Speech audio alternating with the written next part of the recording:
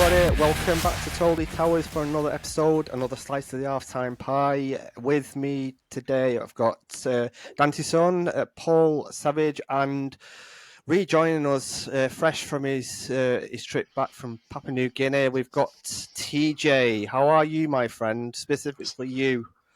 Sunburnt, but all good. Sunburnt. We're really glad that you made it back. How did you get back, by the way? Because we lost contact for a few weeks there. Well, it was a rough ride, to be honest with you. There was after the scouting mission, there was I think one of the officials saw my halftime pie shirt. Right, okay. So I saw a big crowd outside, and I thought, he was like this. I'm going to be, the fans are going to be there swarming. Yeah. It was an angry mob. With pitchforks and flamethrowers, so my passport was ripped up, and it's been a rough year, a few weeks swimming and trying to get back to the UK. You made it back eventually, so well played. Just in one piece, mate. As far as the pitchforks go, I'm not sure where. To be honest, I think it probably started well. You would have gone over just as the podcast was starting, and then I think they're quite passionate about Sean being over there, so Savage was pissing him off every 5 minutes. So, I thought that was the welcoming party. That's what I got. No. That when they say in a Papua New Guinea accent, "bastard," they're defending Sean Bean to the hill. Well, to be fair, the Sean Bean statue outside the airport is quite a sight, but it's only dwarfed by the John McGinn statue. So Savage once again, really put me in once it. Again. So appreciate that, mate. Sorry about that, mate. Sorry about that. But the scouting mission was a waste of time, to be honest. Was it? Oh shit! Well, I started doing the scouting and the tour, and I said that every player's been scooted by Chelsea already. They're already in the academy. Oh well, yeah, fair enough. We should have known. So even in the maternity wards, they're already scooping them up. So what chance have you got?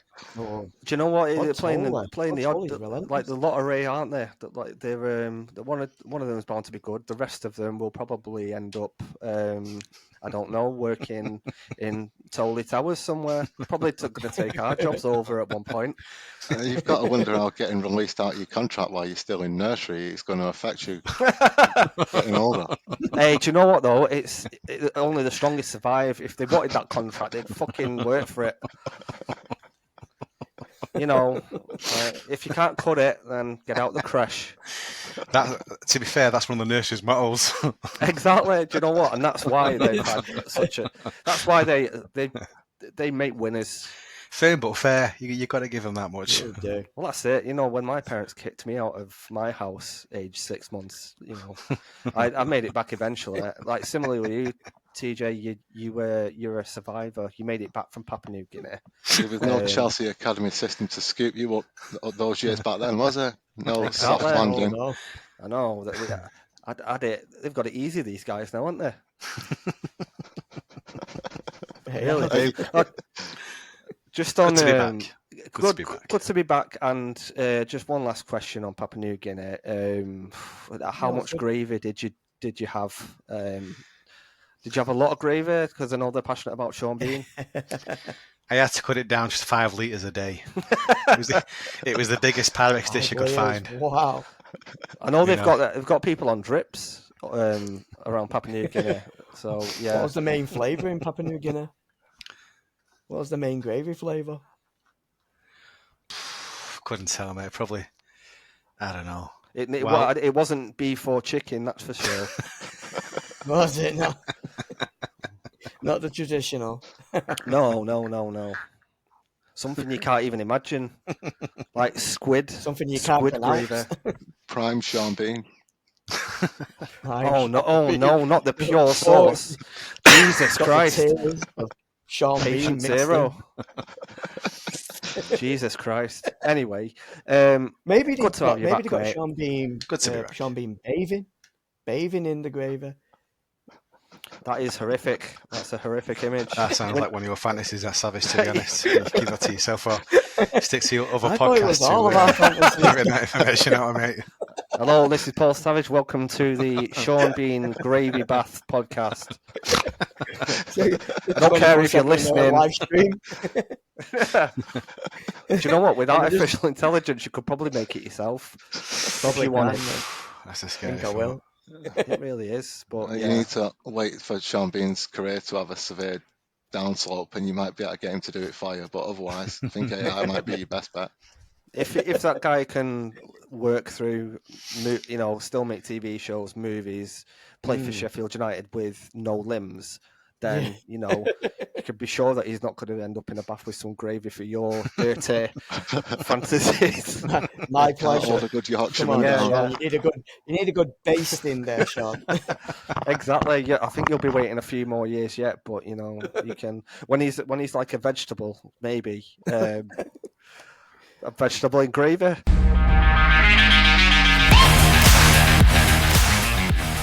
Last day of the season today. All Premier League teams playing.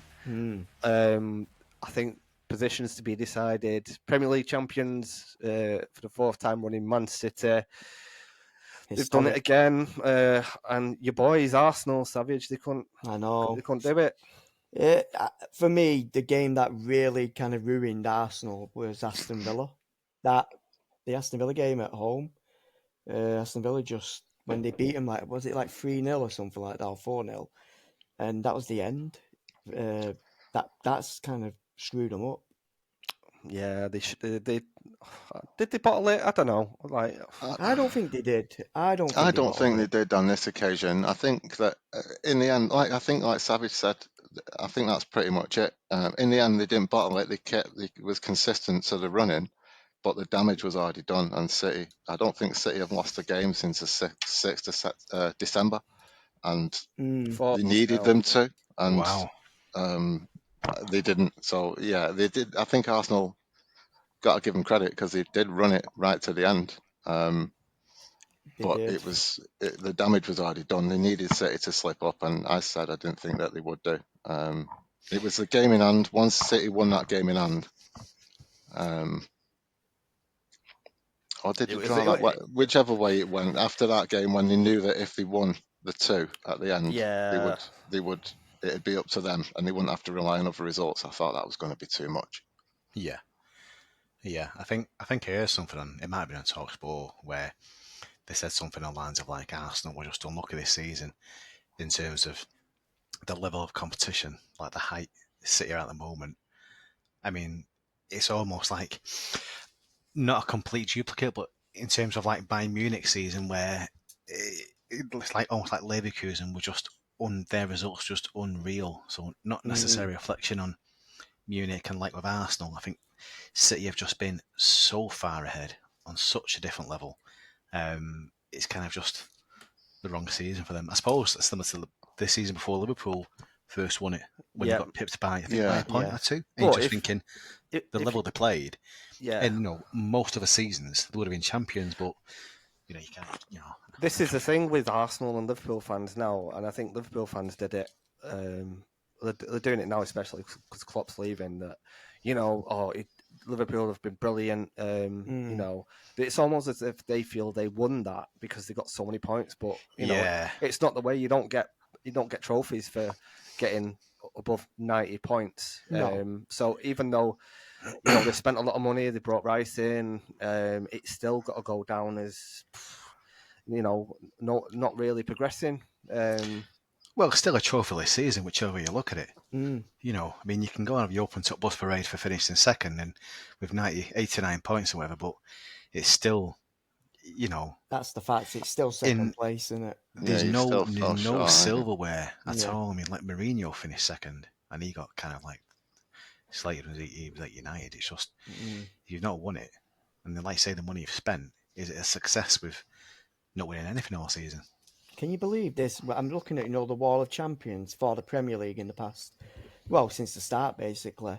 And if Liverpool didn't win in that 2019-2020 season, City would have been 7 in a row. Yeah. 7 in a row. Yeah. They've only been run close a couple of times, but Arsenal did well with it this season to make it go to the last day. But then again, at the same time, A lot of people said at the start of the year and all the way through, not so much as it went on, but that City fell off a little bit and they weren't looking as good as last year. And I don't think that they were, but like No, they TJ said, weren't. the levels were so high, they could afford to lose a bit of that shine off them and still Yeah. keep getting the results and do enough and win the league again. Is it a farmers' league now? This seriously, I've heard that bandied about a bit. Yeah, I think It doesn't look great, does it? I think the thing is, I think while Guardiola's still there, and I'd be part of me be surprised if De Bruyne is still there. I mean, as well with winning the title, potentially, you think it's going to be a double this season. I still regard him as the best player, and he wasn't playing for 4 or 5 months of the season. I disagree with that. I think it's Rodri. I think for me, Yeah, good shout. Rodri for me is the one that sticks them together and Yeah. sets up the play. He doesn't necessarily score goals, but his play with the other players, it's just brilliant. I do think there's some truth in that. I think De Bruyne is City's best player, but I think Rodri is their most important player because when he's not playing, you can tell he's gone. And I don't think that they've got that. Well, they've lost Gundogan, who could sort of do it. Yeah, Calvin Phillips, I don't know whether they thought he could, but he's been on loan. I can't see him coming back in and taking over. Yeah. This is a trouble that they've had, I suppose. They've been lucky so far where they've not had to cope without any of these real big players in that one position for very long, but they've found them all when they've been getting on. Good for them that they've been able to keep playing until they were like late into the career. Like Fernandinho played long while we've been watching him play as a United midfielder and look like they're 40 when they're 32. But I think that if ideally for them, if they could, they'd probably like another younger backup player for that position, just because I think as much as the squad is so strong, that's the one place where they rely on one person to do that job. And especially if it's against a big opponent, like if it was a Champions League game or whatever, and he was missing, I think that they might miss him for those. Isn't it Pep's like last season next? Am I right? Think, I think it probably will be his last season next season. Where do you think he'll go? Oh, God. Italy? Spain. It's national team. Yeah. He doesn't go back to Barcelona because they don't have the budget that he requires. No. Just saying. And I think they can't afford him, to be honest. Yeah. He doesn't go back to Bayern. I don't think he'll go Italy for the same reasons as Barcelona. So can't afford to give him the cash for transfers to compete in Italy. Do you reckon PSG? I don't know. What about Rangers or Celtic? Fucking hell! Like, are you scared of Brendan Rodgers? I think that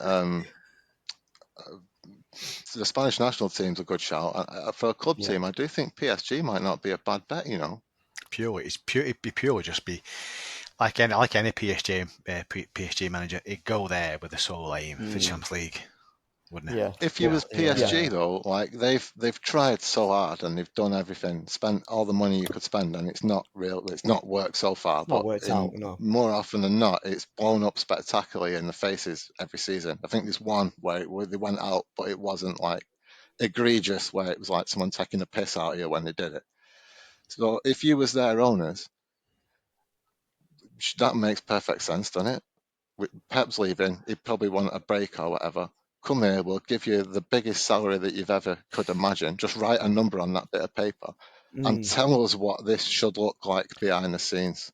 Tell us who you want to get and we'll get them for you, whoever it is, whoever works managing your football clubs that you've been at, however much they need, come here and make us a serious competitor in Europe. They could, and he obviously is not against that sort of deal, because that's sort of what City was. Not exactly. I mean, it's a little bit different, but he was coming into a not majorly established European club where it was a lot about the setup was good behind the scenes, but they basically said, you asked for it and we'll give it you. So I don't know. PSG might not be a bad shout. So City have won it 4 times in a row now. In terms of like transfers for them now, because they have like a pretty small squad, don't they? They're going to go out and spend big, but I think who do they bring in? Like realistically, that's out there. You know, if you're thinking about top names, places where they need to strengthen, it's pretty solid. I mean, I think Grealish will go. I think that's not Do you worked Do you think? out. think he'll go this year? Yeah, do you think he'll go? I think, well, if someone comes in, like if a Newcastle come in, for instance, I don't think it will be them because they've got FFP issues.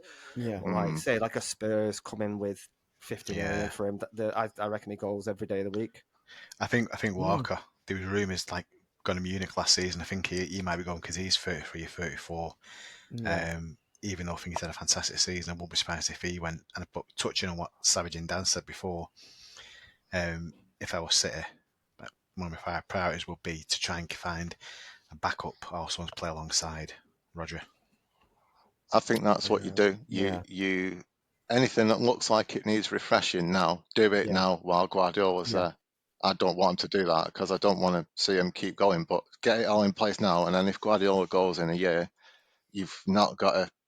Well, obviously you've got to shape it to someone else's thing, but it should hopefully be for them be set up in good shape where it doesn't break the machine by Guardiola getting taken out of it. We need to find out what's going on with these charges. Yeah, Like, what charges? They breached FFP Not having it. by 200 grand. One charge. It's a small thing. I think it'll be a slap on the wrist. Are Do you they think still that'll be breaching it decided? now? Are Do they you still breaching it for the Oh, seasons that are I happening think so. since? I don't think they even are. know. Do you think the FA, It's fucking the ridiculous. FA the Premier League FA will actually do something now post season? Do you think something will be think they've decided? got We'll to. get a No, date. not yet.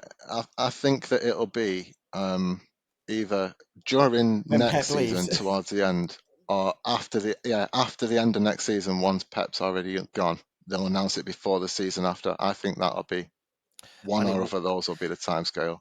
it won't be the appropriate response either, I don't think. No, I don't. I think at worst it'll be getting put in the championship at the absolute worst, and that's not what I think is the most likely. I think the most likely is A small I points hate to say deduction. maybe even a points deduction, yeah, and a fine. But if they get put in the championship, say if that happens, if that is one of the scenarios, will that be good enough for the players with their standard at the moment to stay at the club? Or will they have everything in their clauses saying, well, if we go to this league, we're out of here? You know, and Where'd then it you have go? to rely on That's the what youth happened at system. Juventus, wasn't it? But I think they got Well, relegated a lot further down. A lot of the players They left, did. but I don't know if it was only 1 year. I think a lot of them might stick it out. Yeah, that's a good point. That I was close. I was going to mention Juve because like Buffon and some other players stayed, didn't they? But That's right. Yeah. Yeah, I suppose. Yeah. I suppose it all depends. I think it depends on which players are on what money. They might turn around and think to themselves, well, stay at City, I'm still going to get this amount of money. Or if I go somewhere else, I might get paid nowhere near. And if I stay at City, you know full well you're going to get promoted. And then it's almost like you're just kind of like wishing one season away and then you're back in the big time and you've got, I don't know, But guess another who'll crack snap at them up? all the trophies. Well, one area will snap them up, and that's the Saudi League, especially with the players coming near to the end of their careers in a way, in the 30s. They'll just say, well, if we're in the Championship, I'll go to the Saudi League. I've made my reputation at City. I'll get more money. I think the older ones might, but I do think that the Saudi League bubble might be bursting before too long. So if anyone's going to go there for big deals, I think now might be the time. And then once they realise that actually this isn't paying off, those massive deals might dry up a little bit. We'll see. Also, I think that the prospects of playing against Bristol City will be too much for some players to turn down. So yeah, I think they'll be fine. But yeah, they need to sort it out like soon because you can't have I don't know, Forest. I think them and Everton, they've got question marks over them around potential points deductions. Where's the consistency? Do you know, I know there's a lot more charges, but I agree. I've been waiting for a lot longer too. Yeah, it's I think they're it's saying that crazy. Leicester might start next season after being promoted with a points deduction, which is again it's just sort of Wow. nuts. Yeah. Okay. That could happen with the other teams as well, like Nottingham Forest. They may Absolutely end up crazy. with a points Can't keep up deduction with it. at the start. Yeah. What about Liverpool then? So they, I think they finished third. Klopp's last game, they won. Yeah. Yeah, I don't think it was the send off that they were expecting or that they wanted. How do you see them playing out now? Because I think they've had 2 seasons now where they're below where they needed to be, and with losing Klopp and the players, well, arguably being on some sort of decline. I can only see this going one way. I don't know what you guys think. I think you've got to be wary. When you get a Dutch manager who's done well for bald head, you've got to be wary of what the results are going to be like. Oh shit! Yeah, watch out, guys. Yeah. Former Feyenoord players incoming. Well, I think Yeah. that's a good point. I think I'd be surprised if Salah stays, and same with Nunes. And I suppose I think it depends what players the new guy wants to bring goal with him. And you've Dirk always Kuyt. yeah. I think No, Gakpo I think stays. I'm hoping as a United fan there'll be a real few seasons of transition. But I'd be very very surprised if they play the same intensity I and think it'll be cohesion like that Chelsea, Klopp you had him know. I playing. think they'll end up like Chelsea and how they've been at the moment in the past few years with their kind of managers changing. I think they'll end up having to. I think you'll find them in the lower end of the table trying to climb the way up, and only now Ooh. Chelsea are starting to, find a bit of form with the players. And I think next season, I think Chelsea might actually be a bit more of a formidable force in the league. Savage, I I agree. like what you're saying there, mate. Talk to me. Todd Bowley is gonna be so happy. He's gonna inject himself with stuff. Nice and big. Who doesn't inject themselves with stuff when they're happy? Eh? I didn't want to go down the kind of dark route and mention any high class drugs. Illicit Hey, substances. mate. I'm on tips as we speak. It's all good. I thought this was a family show. It is, someone's got a family member over the age of 18, so it's all good. You are right though about Chelsea coming good at the beginning of the season. They looked a bit all over the place, didn't they? But Yeah. they've managed to. I know at the beginning they said they've got a lot of young players and it'll take time, but it looks more and more as the season's gone on like that's the case. I still We think thought, that they're a Dan, you bit said lightweight in some departments, but before we started recording that we were all kind of joking around about Chelsea finishing not above us, that kind of thing, and look what's happened. yeah. Well, that's it. At the beginning of the season, it looked like that was, well, maybe not right at the beginning. One little way in, it looked like it was a sure thing, and then as it's got closer and closer to the end, it's sort of become apparent that that wasn't a sure thing. And Chelsea have looked pretty solid, and we've looked well, just the same, I suppose. Rocker can't really say we fell off because we didn't really have a peak at any point. Do you think Nicholas Jackson will actually find the net next season? Someone needs to give him a map first. He's been on quite a good run towards the That's end. what I mean. He's starting to find that form, and that's what, like I said, they'll carry on to the next season, and they could be a bit of a force next year, especially if they bring in some new players. I think Casado, he was out for a large part of the season. I think he'll get up to scratch. And the same with that Lavia they got from Southampton. He's a really good prospect. I think he's been out for a long time. And the same with I can't pronounce his name. That the French striker. I think he stays injury free and hits the ground running. Because I think the thing with Chelsea is I think they create a lot of chances. And I suppose a similar way to Liverpool and Nunes, and you're thinking if he just scored a few more chances, then they'd just be a lot higher up in the table. So I don't think it's all doom and gloom there, unfortunately. Lads, so we're going to go early on this one. I know the transfer window's not open yet, but Bod Toley is absolutely twitching to spend some money. Who, or should I say, which Brighton player is he going to sign for a ridiculous fee? Because Danny he's going Welbeck. to. Danny Welbeck, how much? 70? Danny Welbeck. Well, I tell you what, there's a young up and coming Brighton player. He's called Jimmy Milner. I don't know if you've heard of him. I think he could slot right in. I've heard of him. Yeah, he is quite young. Don't know if he's ready.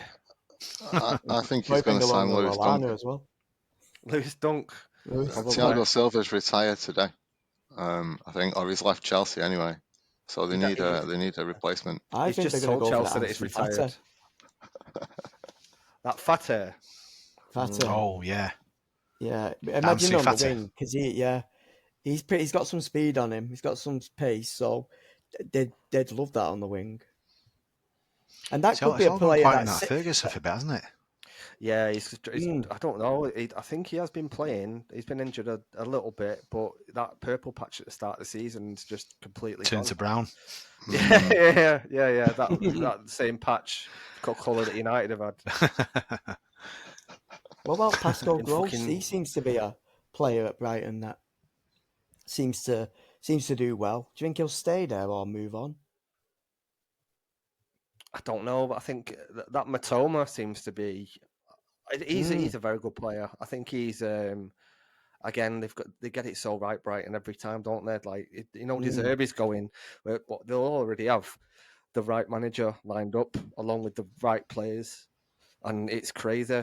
Like they're making record profits, fair enough, and they're not going overboard with the transfers. So I just wish we could get something like that United, and hopefully we will next season. So well, apparently, I heard it on the radio before and I thought it was a bit of a strange one, even though it is a jump up. But Kieran McKenna.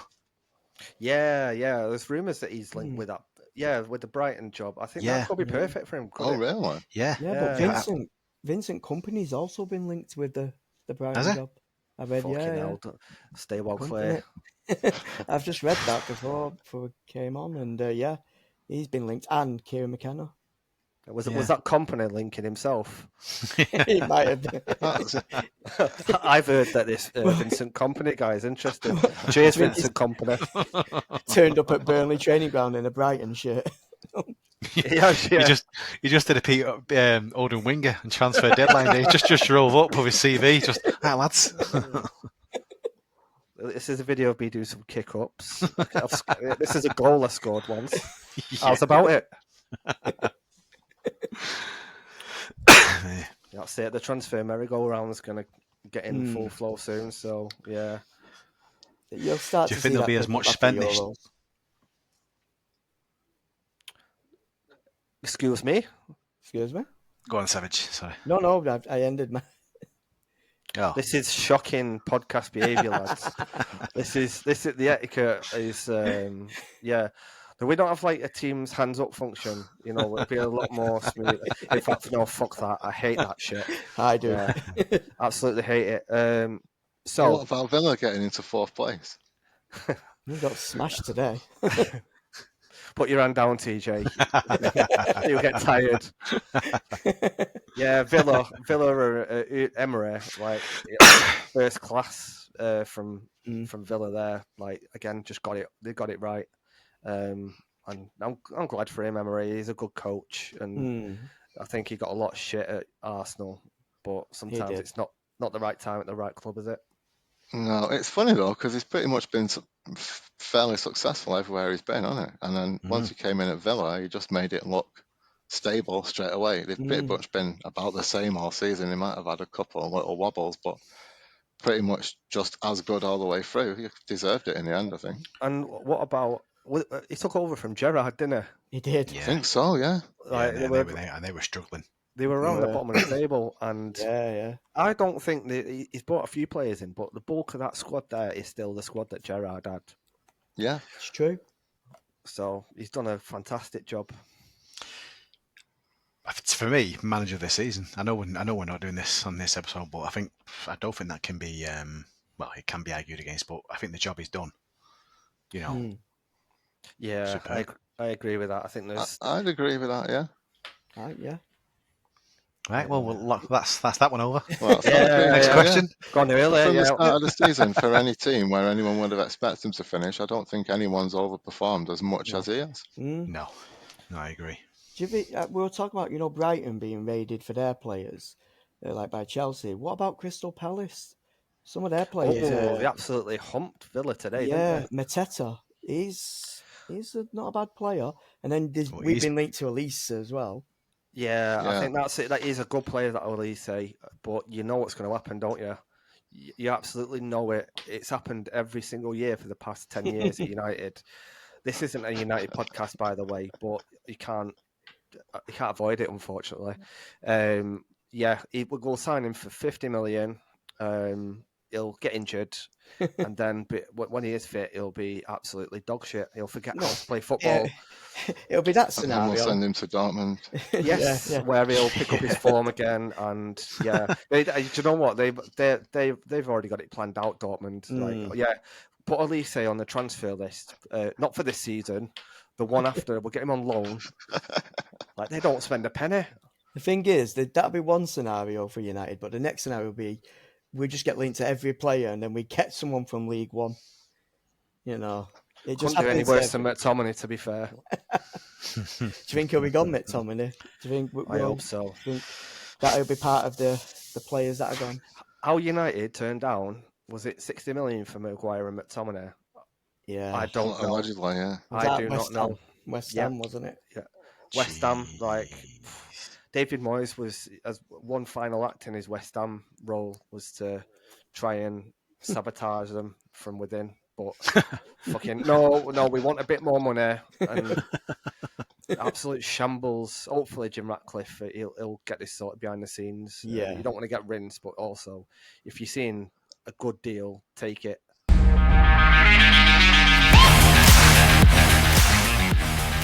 Shall we talk about VAR? I know we were speaking before the show around VAR and potential changes. It's been an absolute shit show this season, really. It has. It's been absolutely awful. I don't know. You just expect them to get stuff wrong now. So yeah, and they need to do something about it. And I think you mentioned, Dan or Savage, around a few changes that might potentially be coming in. Well, it was a trial that they'd run in youth competitions at the moment, but it said a lot of it. The idea was that they could use this alternate version of VAR in like lower league games where you can't have loads of cameras and loads of extra match officials at all these grounds. Was it common sense? To a degree, yeah. So basically, there was a couple of different tests they were doing, and it was different numbers of cameras and stuff, but with the same thing in mind. And they said the way that it would work would be that you have an appeal system. So the game goes on, and then the manager says, if something's happened, I want you to review that decision. And it said the players can tell the manager. So you get two reviews per game. And if they review the decision and you was right, then you keep your 2 reviews. And if you tell them, review that, I want a penalty, that was a foul, and they look at it and say, no, it wasn't, then you lose one. Is it and the same stuff like now, where it's like a goal scoring opportunity, red cards? I think basically, yeah. So I don't know if it covers anything different. Like if there was a foul in the centre circle, could he say, go and have a look at that again? A throw in near the corner. Yeah, I don't know if it is for every decision or if it's just like for important stuff, penalty decisions, offside. Well, I suppose offside will still be automated, but like that sort of stuff. It's interesting that is. Cards, but it said a lot of the professional managers, I think it said they tried it in Italy, and it was Colina who was running this trial. And it said a lot of the professional managers have said this is better, do this, like, because it's a sensible system and it doesn't.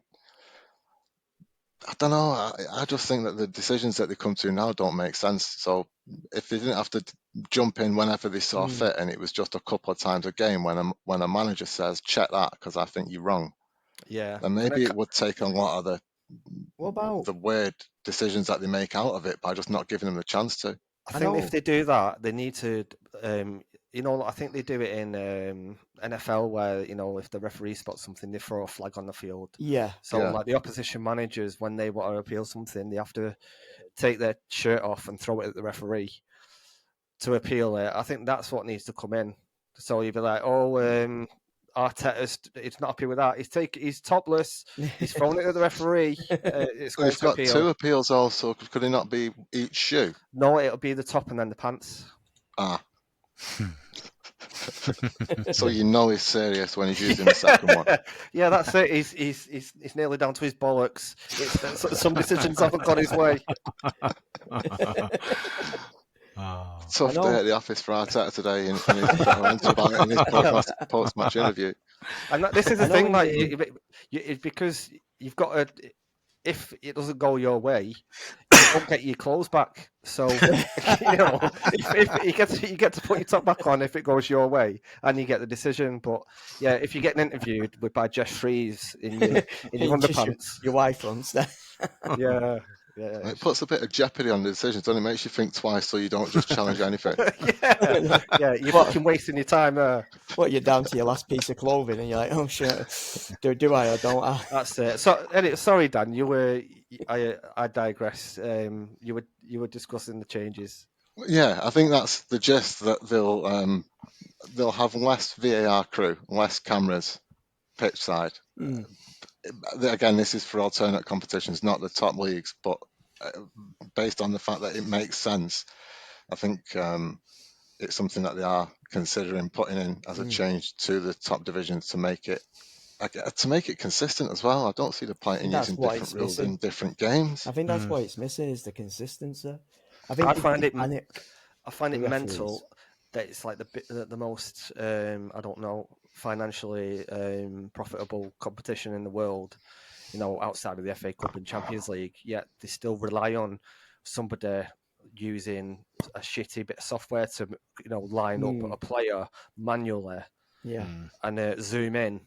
It's crazy. Like, get the technology, get someone from fucking Apple in there or whoever, and they'll have it sorted within a week. In the MLS. I'd be surprised if there's not someone who sponsors them who they could just say, you're one of our partners, Bill does this. Exactly. Do you know what I mean? At least get a deal on it. Yeah, we go over to the Apple VAR truck now. Yeah, exactly. They've all got those shitty Apple t-shirts on. Well, in the MLS, they don't use the virtual, offside lines or anything like that. The referee has to actually go up to the screen and review it himself. So he's got no one in VAR with those lines.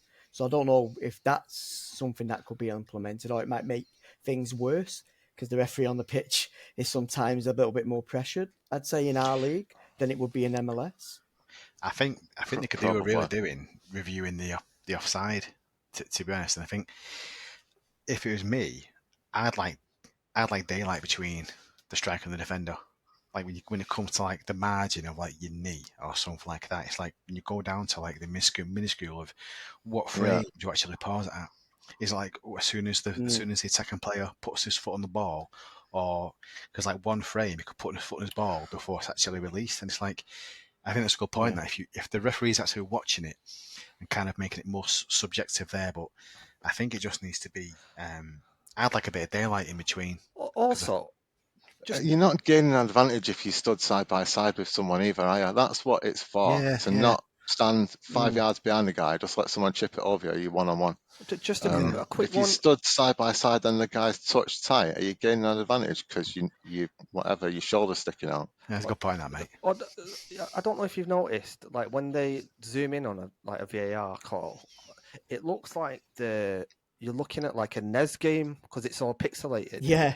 I know it's only a small thing, but you'd think they'd have like hyper HD cameras so you'd be able to zoom in as tight as possible. See the daylight. See the cells that the player's made out of. Whereas now it's like, this blurry pixel looks like it's just ahead of this one, and it's like there's no trying enough, basically. Ahead.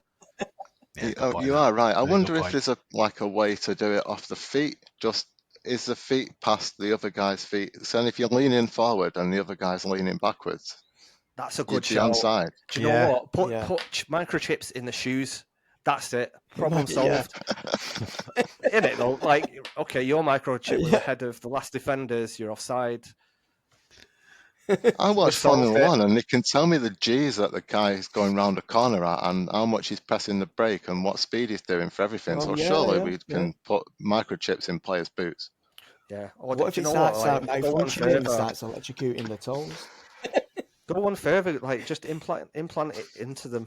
Like, as if they want Yeah. if they want to get registered for the Premier League. Like, right, you're going in for your offside surgery. Make them all sleeper cells. Yeah. That's it. You can do anything then. You could do complete transfers just by barcoding, like scanning the guy. Yeah. Be easier. No paperwork today. No fax machines. That's true. Yeah. Did you scan your play before the 11 p.m. deadline? What, a QR code on a player? Yeah. Oh, it's on his ass, that Oh. QR code. But yeah, I think just everyone wants the same, don't they, out of the referees, just to be consistent. Yeah. And at the moment, it seems like that's hard work. Too much to ask for. And I think what he's working on as well is, do you remember that controversy back in, I think it was late September, early October, with Liverpool over the protocol that comes to communication? Oh, the one when is it where they didn't stop the game and he was just like, oh, we've started again now, so it's too late. Yeah, where it was like along the lines of like check complete, done. It was so vague, and you think to yourself, like, I remember I used to watch rugby league, and it was just, and they're saying rugby union, and you actually get to hear what they're saying live. Well, in union, sorry, and it's so clear cut. It's just like, even that would be a bonus in terms of how the communication sorted out and how it can like transfer to the ref on the pitch. It's just a bit They do that so they like amateur. do that in the MLS. Do they? That's to say, they do that in the MLS. Once a VAR decision's made, the referee, it's like the NFL, where they'll make that decision and make that call to the whole of the crowd. That happens in the MLS. Oh, right, okay. So once they've done the video, they've checked the video screen, they'll come over and start, whatever the decision is, and they'll just broadcast that to the entire stadium. I am interested in this. Do that in the Premier League.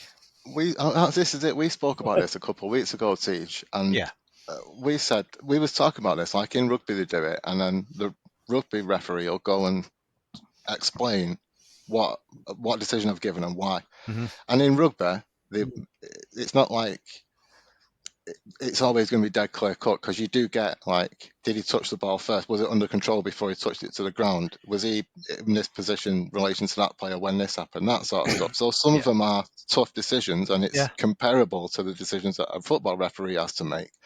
But we all said, I don't think that, especially next season or the season after, they should mic the refs in the Premier League to explain their decisions, because I don't think that they could in a way that makes sense. I think they just make themselves look bad, because they make decisions sometimes, and I don't think they could explain exactly. That's it. Do you think that, or even more so, what do you think the difference is between, why can a rugby referee do it in front of a crowd full of people, and it be just as complicated, and him say, no, shut up, this is what I'm saying, he was whatever, he had the ball under control, he touched it, it's a try, or he pulled him, it was a penalty, or whatever, and it just work, versus, do you see that a football game Premier League referee could do that, and he could just explain it clear cut and then carry on with the game, or do you think it'd be a nightmare every time? I think it could work potentially, but I think in terms of like the respect and like the authority the rest have got in rugby, in either code in rugby compared to football, it's like when do you remember the days of like when Andy D'Urso, when United played got sent off, and was it penalty, sorry, and everybody just got pushed back and everyone was circling, and it's obviously still there now to a certain degree, but in rugby it's a case of only the captains can really speak to the ref in that kind of level, and if they do, or they go over the mark, or any other player even tries to overstep the mark, the ref just shuts them down. It's the sin bin, or they've got to address the referees, and you think to yourself, it might sound a bit extreme, but when you watch the players and how they kind of abide by the ref's decision and the laws, you're thinking it's so straightforward, there's no messing about. This is the thing that always sort of... Going back to your question, sorry, Dan, I think it's that respect, personally, I think it leads to a lack of confidence in the refs. Whereas in rugby, I feel like they've got the respect and they feel justified in the decision made, to the point where I'm comfortable staying in front of a crowd here. big, to do you know take what I mean? charge. Whereas a football ref, he's That was chalk the and thing cheese. that always struck me so much about rugby refs. I think we talked about that as well, the respect that they've got, but even more so that a bunch of rugby players who tend to build like brick shit houses are more intimidating than a football team, and he's got no problem in them saying, "Go away! You can't talk to me like Thing that. is, What the This thing is my is, 100%. decision." the And thing a is with football ref just referees, can't do it. the Wasn't thing with it? Premier League referees, they get crowded too much. Players come running over from all angles, and it's really bad. You don't see that in rugby. I've never seen that happen. No, To a rugby ref. No. How come there seems to be a distinct lack of ex-police officers as referees now? Like about 20 years ago, every other referee was like, "Oh yeah, this was an ex-police Was officer," Howard and Webb? they'd be. Well, Howard Webb, yeah, he was a copper as well. Although like I think he was like the best of a bad bunch, to be honest. But I think it's those like that kind of presence that you need to be able to make those decisions. Whereas referees now, I know players will get annoyed at decisions, and I think rightly so. They've got to react somehow. But it seems like it's a bit of an ego thing that they'll book them just like, "You talk to me like that, will you? Right, there's a yellow card. Go and do that again." Yeah. They've like it's definitely there's a lack of neutrality there. You know what I mean? They're taking their personal feelings out on other players. Yeah. yeah. Well, I think we spoke about that the other week that the players, the referees don't speak to.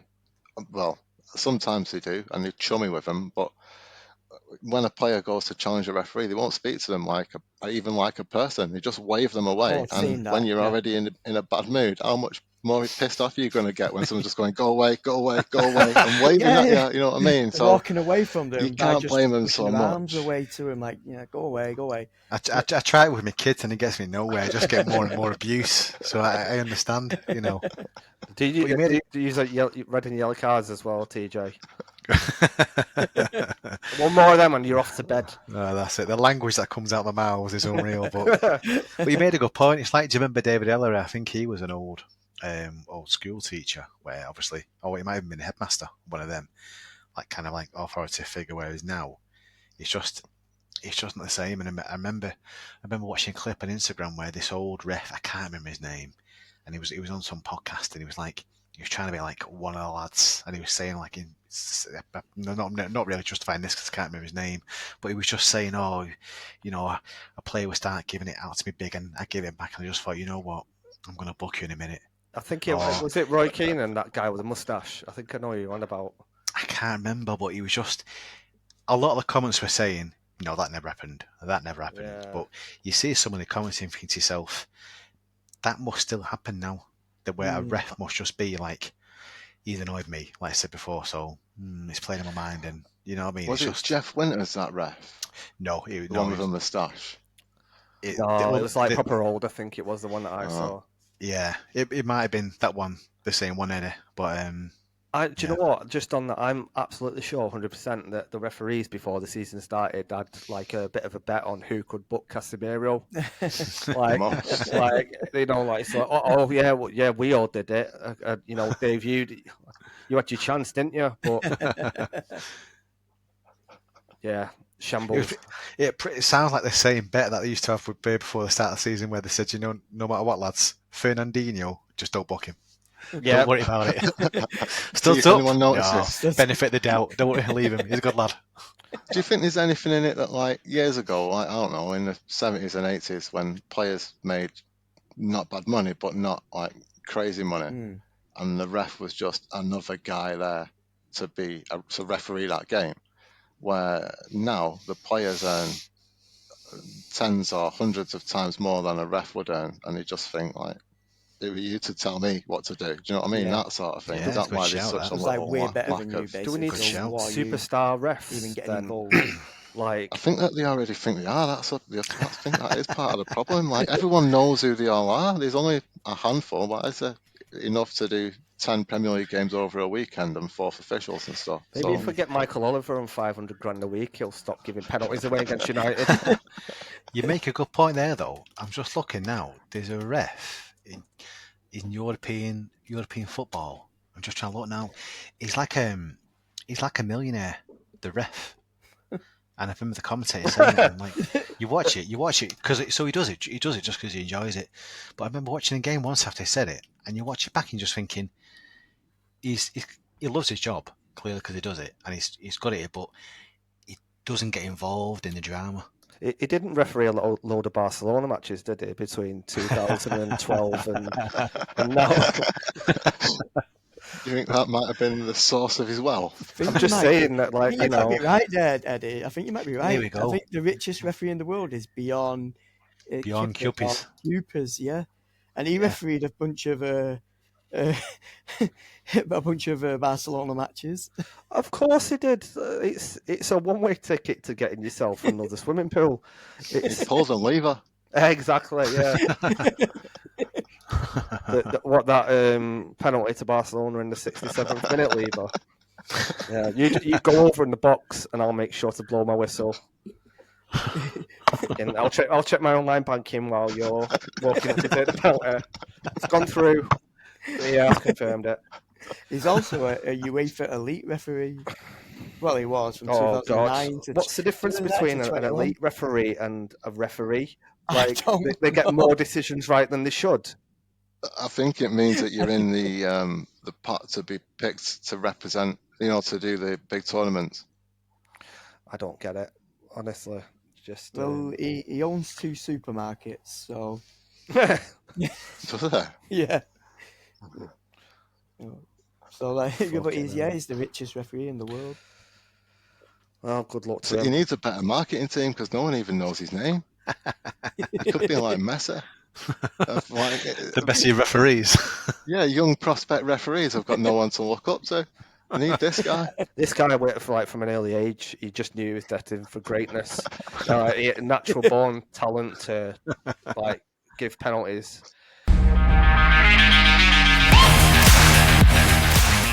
Oh dear. Shall we have a quiz? Yep. Yeah. Lovely. I can't even remember what the score is now. I think it's still in touching distance. I think it's 6-2. 6-2. Yeah. You're never going to forget those scores, are you, Savage? It might be in stretching distance. I'm not. 6-2. Well, I think it's 6-2, I definitely. You made a mini comeback, Dan. So, seeing as though we got TJ back, I think TJ in this Savage versus Dan battle, we're going to ask you to be sort of a bit of a rogue agent, a phone and an acquaintance, if that's okay. That's no problem, mate. You pipe up with your 2 cents on what you think. Doesn't matter what everybody else thinks. Like, just throw your opinion in there, willy-nilly. Well, so do you want me to answer? Do you want me to answer first with a question and then they can decide, or do you want me to just wait until they shout up if they want to shout up? So yeah, I do what you want, mate. To be honest, I'm not bothered. I'm not bothered. By all means, if you want to be like, if you want to throw a spanner in the works and lie about what you actually think, then I think that'll be funnier. So yeah, guys, just beware. Anything TJ says, take it with a pinch of salt, because he might be on the wind up. So. What we've been doing, TJ, and we'll give you a refresher, as well as anybody who might be stupid enough to listen to this. This section is new. It's called Chat GPT Get Banged, where we ask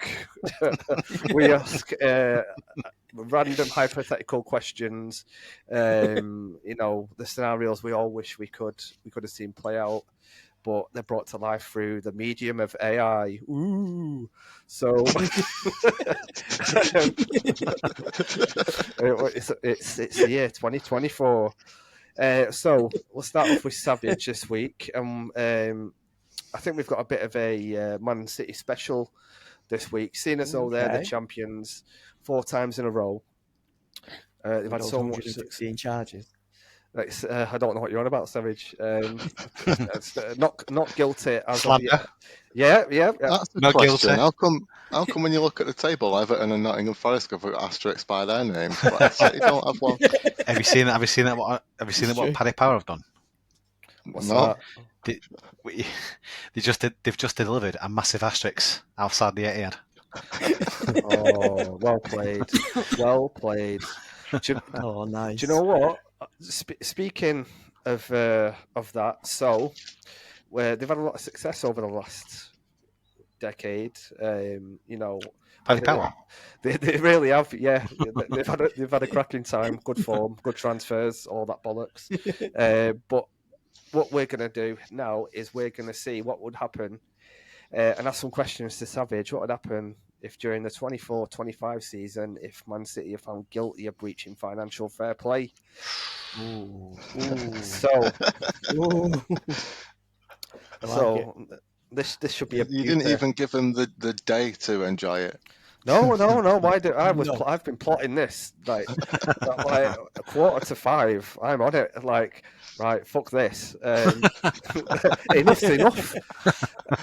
So what we're gonna do is we've got a little bit of detail on month by month. We'll go up until the decision drops. So pre-season begins with optimism, but in the shadow of the FFP investigation, City performing well in friendlies with new signings fitting in quickly. The season starts, City kicks off with strong victories against mid-table teams looking formidable despite the investigation. And then, remember this is like Terminator 2, Judgment Day, August the 8th, 2024. So the bombshell has dropped. So first question for you, Savage. What punishment is given to Man City for breaching FFP? Is it A, a 15-point deduction and a 3-year ban from European competitions? Is it B, a 10-point deduction and a 2-year transfer ban? Or is it C, a 30-point deduction, 200 million fine, relegation to the Championship, and a 3-year ban from European competitions? Ooh. I think they can afford that £200 million fine. What do you think? I think they could can, afford but that. I don't. I think. What do the FA think? What do they think? It's serious enough? Do they go for the softly approach?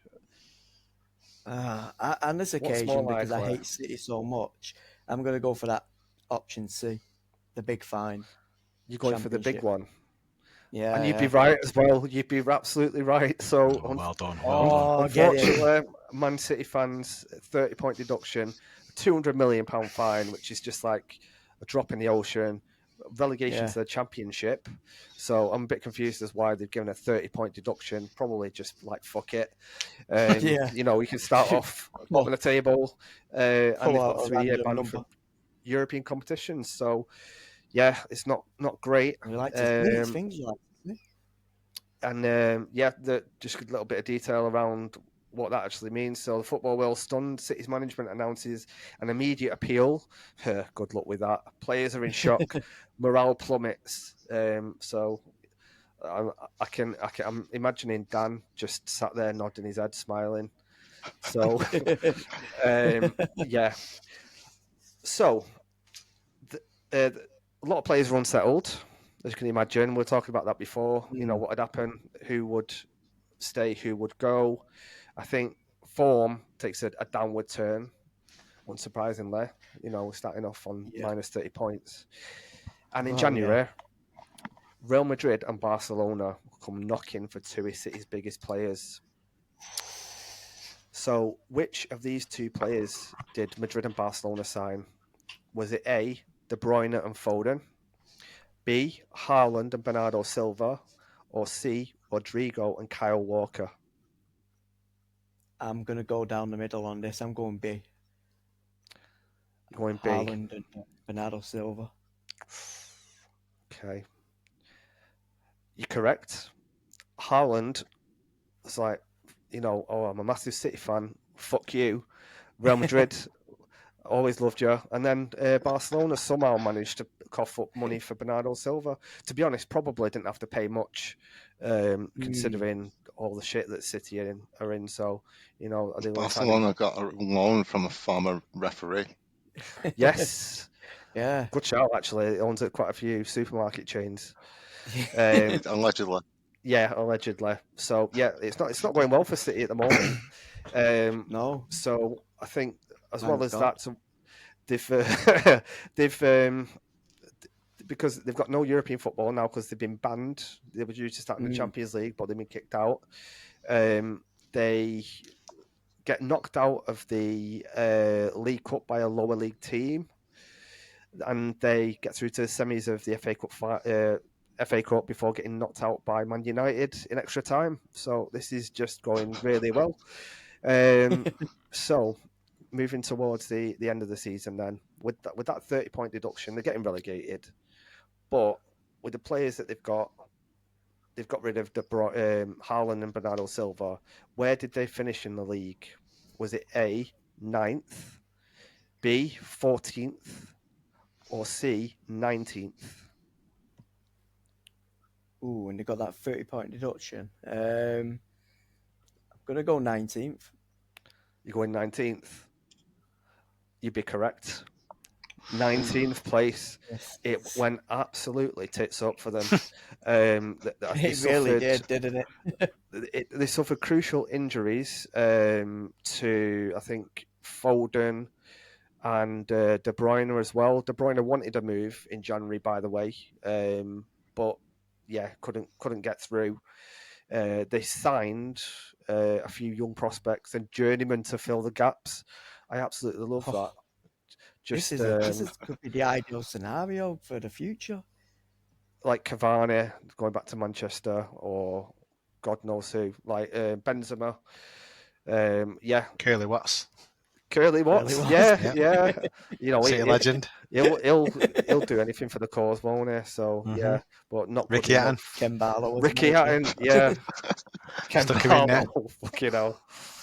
Ken Barlow there replacing Pep as the manager. Yeah, it didn't go well for them. So yeah, I didn't say anything about Pep as well. So I'm assuming that he just left as soon as the charges got announced. So he just slipped out the back door. He's like, nothing to see here, guys. He denied all knowledge of Manchester City. Well, that's it. Yeah, he's probably summing it up in Saudi Arabia. But anyway, congratulations, Savage. You've got the hat trick there. So. Nice one. Dan. Good luck, Dan. The pressure's on before I even start again. It really is. I got it wrong before. Really it's is. not 6-2, it's 5-2 to me. So. Oh, it's about to be 6-2. Brutal. So with this one, Dan, again sticking with the theme of Man City and its owners, in this scenario, we asked ChatGPT what would happen if in 2007 Sheikh Mansour didn't take over Man City but took over Derby County. So this was the Derby County team, that famous, legendary Derby County team that finished with a whopping 11 points in the 2007-2008 season. I can't actually remember who they had in the team, but Robbie Savage, yeah, he's shit. Yeah, awful. So yeah, we asked them what would happen over the span of 15 years with Derby County. So I think I'll have a look at what the questions are first, so I won't give too much away. So Sheikh Mansour takes over in June 2007, promising significant investment and plans to elevate the club to the top of English football. It doesn't say legally though, so take that what you will. Realistic. Bunga Hoy, you name it, they'll do it illegally. Books getting fudged, you name it. But yeah, so the first transfer window then. What we want to know from you, Dan, that first transfer window, how did they go? What level of players did they go for in that first transfer window? So we've got A, average, which includes players like Phil Jagielka, James Beattie, and Joey Barton. Did they go for B, good players, like Jonathan Woodgate, Darren Bent, John O'Shea? Or did they go straight off the bat, the world-class option? They go for a young at the time, 32-year-old Luka Modric, Karim Benzema, and Lucio. To Derby. Just think of that. Like, who's more likely to want to go and live in Derby? He's just scooped up. I think he might have won the World Cup by now, Lucio, or maybe not. Yeah. I'm sure it he's got Brazil 2008? caps though. Yep, yep. Um, They've got I- millions to spend, and do they go for Joey Barton? Do they go for Ooh. Woodgate from Real Madrid? I think they're going to do it in like stages. Walk before we can run, so I'll go big. You're going to be they got proven Premier League experience in Jonathan Woodgate, proven scorer in Darren Bent, and someone who can play any position, including goalkeeper John O'Shea. Yeah. Okay, I'm afraid you're wrong there. Oh no. Yep, straight off the bat, they've gone for Luka Modric from I think it was Hajduk Split, Benzema from Lyon, and Lucio from Leverkusen from Bayern Munich at the time. Jesus, what is he Give thinking him the there? ambition. He must have been absolutely raking it in, like Jesus Christ. So yeah, they've gone really heavy, really early on. Wow. For Derby. And Jesus. Derby did, yeah. So just to give you a bit of an overview about that first season, they finished 16th, narrowly avoiding relegation. So even with those players, and in winter transfers, signed Vincent Kompany. So, yep, they had him on the roadmap.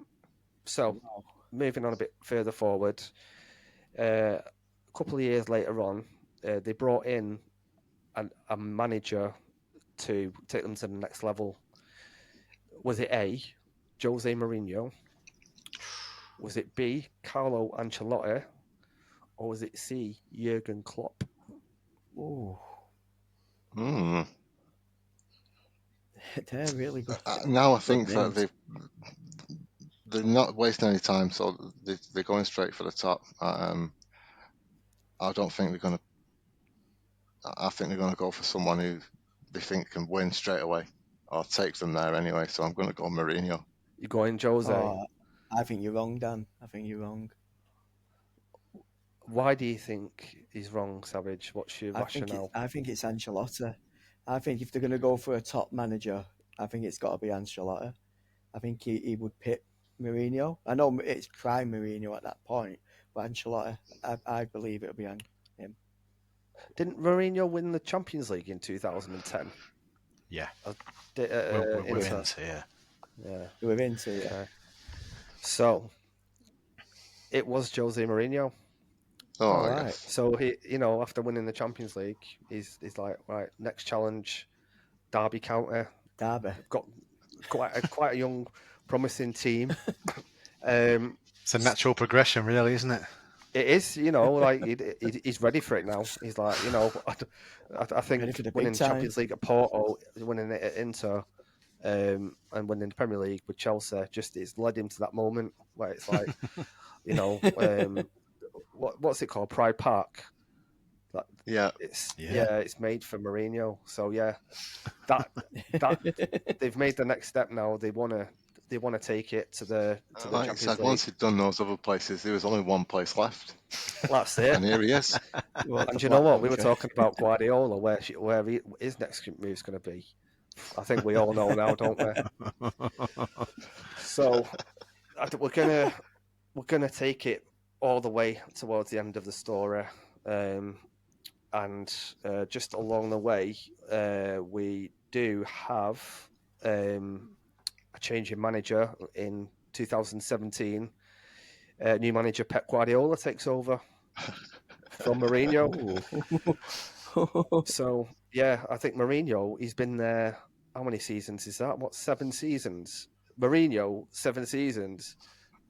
It's never happened and never will. Wow. Like he'll fall out with literally anyone. What have Derby County done to keep him in that job so long? Yeah. Just like that's a good question. Yes, Jose. Whatever you want, Jose. I want. It was his dream location. Next question to ChatGPT. He's just so content with living in Derby that he's like in a zen-like state. Exactly. You should have seen how distraught he was when they let him go. Yeah, it is. Yeah, you think that Klopp sent off Anfield was bad today? Jesus Christ. Yeah. Right, which club's going to take over that are within driving distance of Derby? I'll go to Nottingham Forest. Yeah, I can just imagine now. Like he's got Matic, Ivanovic there, like everyone who he wanted. Ricardo Carvalho, 42 years old. But yeah, let's take it to the end of the story then. So, last question, Dan. Between 2007 and 2022, what level of success did Derby County have compared to Manchester City in real life? So, was it A, less success with 3 Premier Leagues and 1 Champions League? Was it B, the same, 8 Premier Leagues and 1 Champions League? Or was it C, more success, 9 Premier Leagues and 4 Champions Leagues? 4 Champions Leagues. That's Remember, this is starting from whatever it was, a record-setting points total of about 7 points when Sheikh Mansour took over. I'm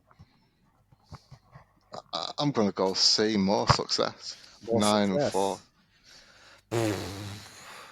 Unfortunately, you're wrong there. You're wrong. It was wishful thinking. It was, yeah. So they finished with a lot less success. They won over the course of 15 years 3 Premier League titles, 2 FA Cups, 3 League Cups, and 1 Champions League. So I don't know what's happened there, but they must have won those 3 titles under Mourinho. And underwhelming. I assumed for Mourinho to have lasted 7 seasons, it must have been some sort of dream spell where he couldn't afford to leave. But yeah, maybe it was just a draw to Derby. He'd take mediocrity as long as he could stay. And just to give you an idea on, well, that's it. You know, it's close to his heart. He's never really felt close to any fans apart from Derby, and he's got that what is it? The ram tattooed on his arse. I think I love the ram. So his starting 11 in I think it was like 2018 was goalkeeper Hugo Lloris. Quite a few similar City players in here actually. So Kyle Walker, Kompany, Laporta and Kolarov, Yaya Toure, Silva, Modric, Benzema, Balotelli, and Frank Ribery. I think they must have got the same scouting guys from City in there, to be honest. Yeah, it looks like it. I think so. I think you could probably substitute this for any sort of small to medium-sized club, and the outcome's probably broadly the same. That's it. So, yeah, City fans, you're nothing special. Just saying, but still listen to the podcast, please. Don't go away. Yeah. Just ignore what I just said over the last 20 minutes. Like, it's all. In fairness, it was ChatGPT that predicted this. Exactly. Your hands are clean. It's fucking Skynet. Skynet did this. Don't. I don't want it to happen. We're the resistance, motherfuckers. Jesus Christ. Anyway, more of that bollocks next week. And we've got the FA Cup coming up this weekend, lads. So I think we'll probably go into more detail on that in the next episode. But what are your initial thoughts, feelings? Are you looking forward to it? Can you not wait? Dread. Let the annihilation begin. I think part of me, to be honest, is resigned to the fact that we're already going to lose. Like last season, I was optimistic because the season we had. Whereas now I'm just hoping we don't get embarrassed. And I really hate having that mindset. But there's no circumstance where I think we're going to win. Hey, but 2-game winning streak now, mate. It's absolutely flying. Form team in the Premier League. City are shitting it. I'm broadly in the same boat. I think every now and again you never know, we might get a result, and then I think stop kidding yourself. Just as long as it's not embarrassing. You're just lying to yourself. You're lying. Last season it was 26 seconds, I think, and like you said, it was a bit more optimistic then because we'd had a good year, where this year we've not. going into it. If we can last more than 26 seconds and it's not a handful of goals. I was going to make a suppose I joke can. about the bedroom there, but we'll leave that. No, like I said, I think it's a family show, Eddie. Yeah. Could be wrong. No one's Squeaky listening. clean. Squeaky clean shot.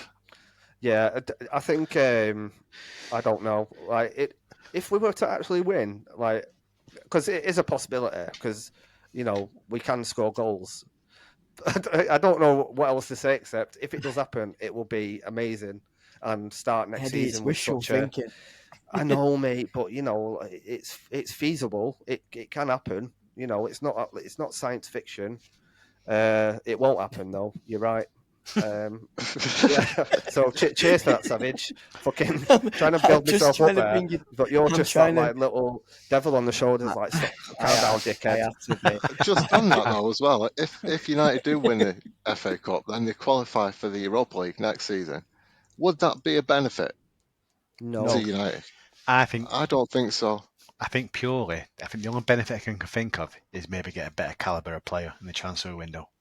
Air miles as well. Potentially. I guess so. Air miles. Yeah. But no, I'd rather not. Yeah, hopefully. Well, I don't know. I think if we do, we've got to prioritise the Premier League, haven't we? So yeah, 100%. Yeah, send. Maybe if you was going to rotate for the group games, do that. I'd be more acceptable to do that than to send everyone to wherever on Thursdays and then stretch the squad that's already not good enough or injured again next year. I'm amazed that Martin has actually managed to play a game and didn't come off. But yeah, I'm dreading Casemiro against Haaland. Did Mount make an appearance today? Straight away. No, he's injured. He's injured? Of course he is. He's injured again. He's injured again. I don't think I've seen him play more than one game in a row. Nope. Didn't see Tony Marshall either. That's the last we'll see of him. No doubt he'll play 39 games next season for whoever. But that's it. Listen, lads, we're nearly out of the way of the season. We can forget about it. It's just been a bad memory. Yeah.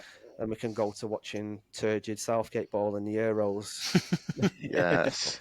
Can't wait for that podcast for that. I'm looking forward to that flat back five, like 11 men behind the ball. Doesn't matter if you got Harry Kane there, he's going to be like a defensive striker. That's it. Bellingham, don't get too far forward, lad. Foden, all those goals you scored this season, forget about that, mate. You're going to be marking that fullback. You'll be showing him clips of fucking Jonathan Woodgate from Middlesbrough in 2008. This is how I won the Carabao Cup. Showing Jude Bellingham, Fabio Rochman back clip. I don't know. Yeah, it's not encouraging, is it? I don't know how excited I am for this tournament. No, it's not. You're both assuming that Bellingham's going to get a game ahead of Henderson. That's true. How foolish of us! Mind your neck in, lads. That's it. Maguire, like he's nailed on, isn't it? He's got T-Rex in net. Just aim anywhere but the centre of the goal. And guess what? He could be our new next manager as well. After the Euros. Don't. I'm not doing a chat GPT on what had happened with that because that had just traumatized me. That might be a good thing to do. You don't have to because you know what would happen. You absolutely know. Like all those over 30 England players, Sterling, his ears are twitching at this point. He's like, I used to live in Manchester, actually. Yeah, go on then. You've got Sterling on the right wing, Rashford on the left wing, Henderson passing it sideways. Fucking kill me. Jesus. But on that note, hope you've enjoyed the ChatGPT section and the Halftime Pie podcast. Join us next week for more upbeat, light-hearted banter when we'll be trying to rip our own ears off after that United performance. On a serious note, lads, great to have you back, TJ. Good to be back. Hello. Miss your dulcet tones and Savage and Dan. I think I've just zoned out of hearing your voices, but good to hear it all the same. But yeah, Yep. good having you Until guys, next and time. we'll see you next time in a bit.